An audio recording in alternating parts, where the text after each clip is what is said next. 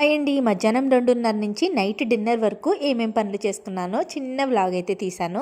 ఇంకా ఫస్ట్ అయితే భోజనం చేసేసి బట్టలు అయితే మడతపెట్టుకున్నానండి. చాలా బట్టలు ఉన్నాయి. అవన్నీ అయ్యే టైంకి 3 అయిందనమాట.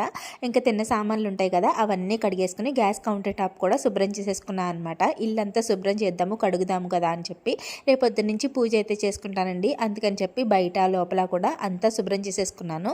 శుభ్రం చేసుకున్న తర్వాత లక్కోడు అయితే ముందే వచ్చేసింది. లక్కోడు రాకుండా నేను పనులన్నీ కంప్లీట్ చేసుకుందాం అనుకున్నాను, కానీ వచ్చేసింది. అటు ఇటు తొక్కేస్తుంది కదా అని చెప్పి టేబుల్ మీద కూర్చోబెట్టేశాను. పని అయిన తర్వాత టీ అయితే పెట్టుకుని మా ఆయనకి ఇచ్చేసి నేను కూడా తాగేశాను. మా వాడిని అయితే ప్రైవేట్కి తీసుకుని మా ఆయన అయితే లైన్కి వెళ్ళిపోయారనమాట. అలాగా తర్వాత లక్కుడికి కూడా స్నానం చేయించేసి హోంవర్క్స్ అయితే రాయించి కొంతసేపు చదివించాను అనమాట. డిన్నర్కి వచ్చేసి ఉప్మా చేశాను. నా వ్లాగ్స్ డైలీ ఫాలో అవుతున్న వాళ్ళకి తెలుస్తుంది.